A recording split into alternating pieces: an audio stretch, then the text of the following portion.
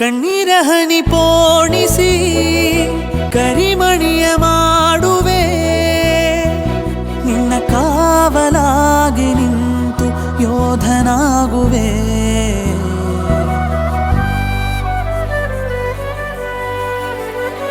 ಕಣ್ಣೀರ ಹನಿ ಪೋಣಿಸಿ ಕರಿಮಣಿಯ ಮಾಡುವೆ, ನಿನ್ನ ಕಾವಲಾಗಿ ನಿಂತು ಯೋಧನಾಗುವೆ.